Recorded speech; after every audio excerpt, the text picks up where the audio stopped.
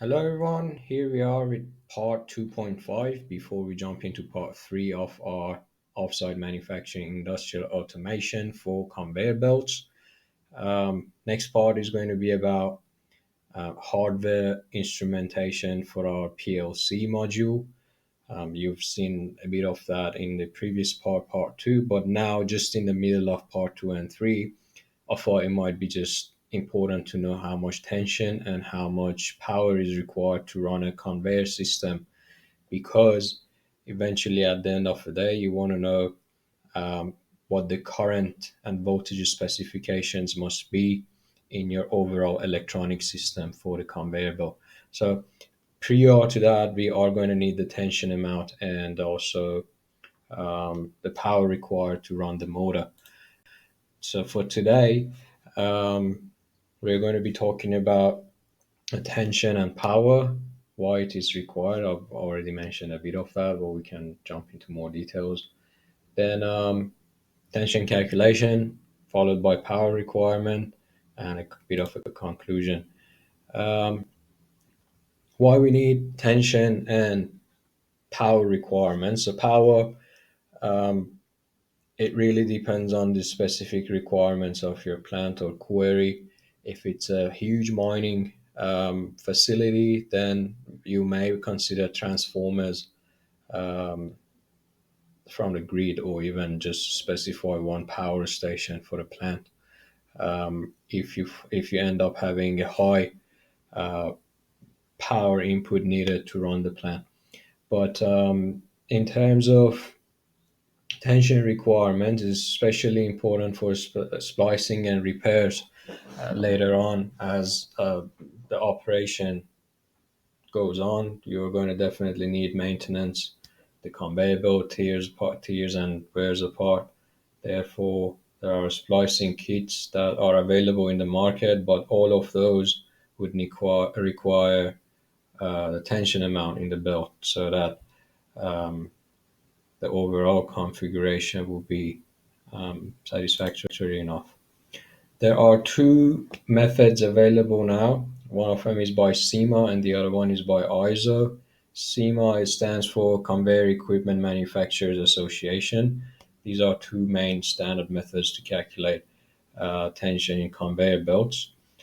First one, the SEMA, is an American institution, American association. It was founded in 1933, and in the calculation methods, all the units are based on American units, pounds, inches, foot, and all those things.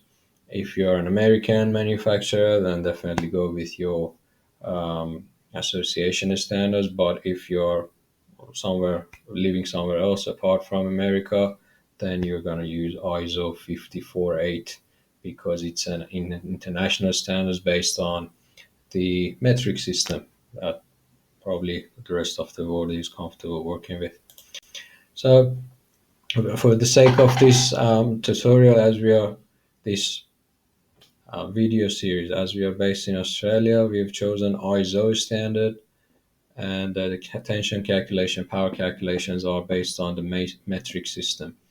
Uh, it really depends on the specific formation of your conveyor belts and how complex the system is. But for the most simplest and commonly used um, structures or formations that we can see here, these five um,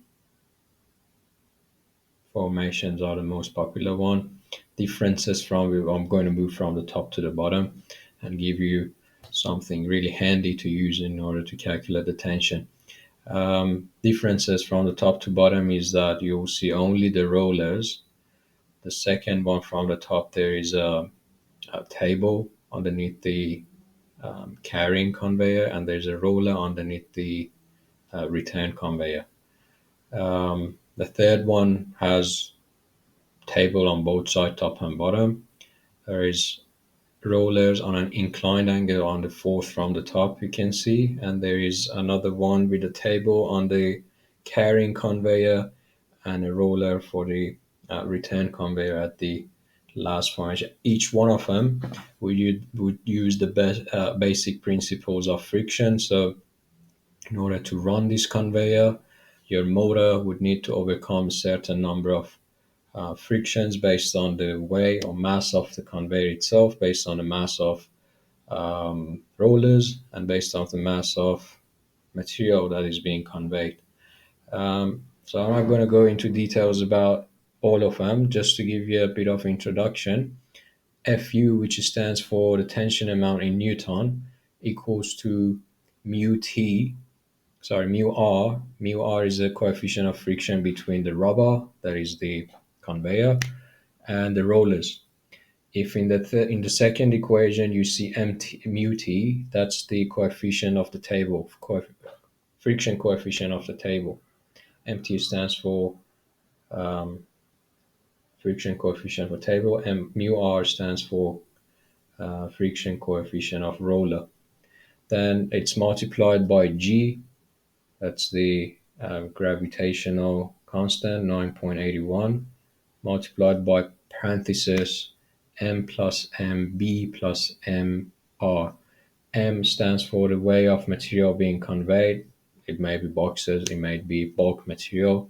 If you want to calculate bulk material, you would need the area, cross-sectional area, multiplied by the length times the density of the material being conveyed. That will give you volume times the density, which equals to the mass, plus mb, mass of the conveyor, plus mass of the rollers itself. The second equation, just to give you a bit of hint, if you see mb over 2, it's because the whole conveyor, half of it sits on the table, half of it sits on the roller. So that's where the division comes from. So jumping into the power requirement, there's a simple equation for calculating the power required to run the conveyor, and it's derived by multiplying the tension in the belt multiplied by the demanded velocity in the unit of meter per second, and divided by 1000, it will give you a number in the unit of kilowatts. So once you've derived the kilowatt power required, then you can choose the motor to run the conveyor system. Okay, so here's just a really basic example problem to calculate the tension amount in a conveyor belt. So just writing down the formula we got from the textbook. So mu r stands for coefficient of friction between the roller and the conveyor times g, gravitational constant, multiplied by mass of the material conveyed times plus mass of the conveyor belt itself plus mass of the rollers.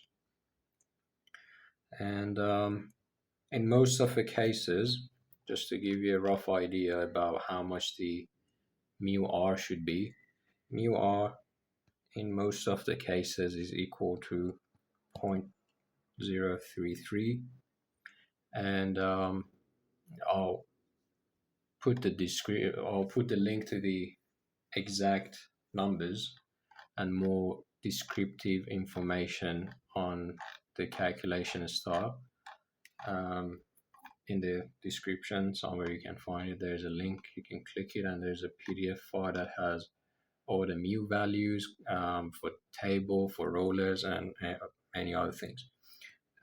G equals to 9.81, and let's say in this example we have the mass of material being carried on the 1 meter length of the conveyor to be, so let's assume that m equals to 200 kilograms and mb equals 40 kilograms and mr would equal to, let's say, 50 kilograms.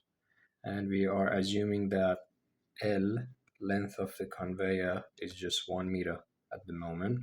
If you want to figure out how much the tension will be for a conveyor with the length of 20 meter, you can ultimately multiply the whole number, the final number, by 20 and get the final answer.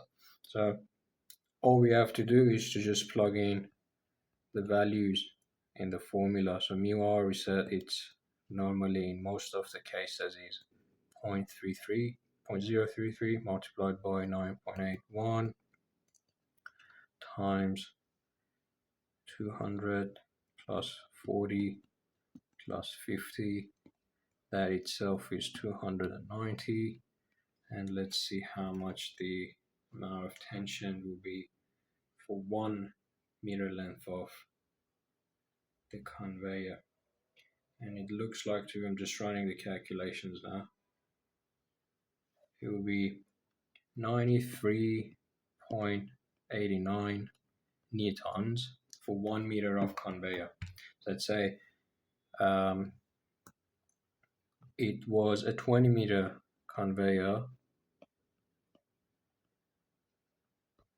therefore the total amount of tension in the conveyor will be 93.89 times 20, which equals to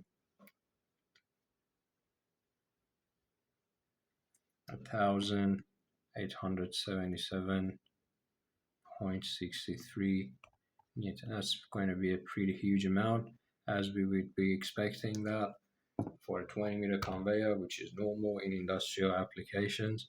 That's how you can find the tension in a conveyor that runs on rollers only. If it runs on a table for a carrying conveyor and on a roller on the return conveyor, then the formula will be different.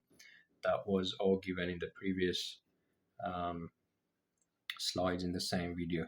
Thank you so much. If you had any questions, just ask in the comments. Thank you so much. In the next episode, it might be episode 2.8, who knows?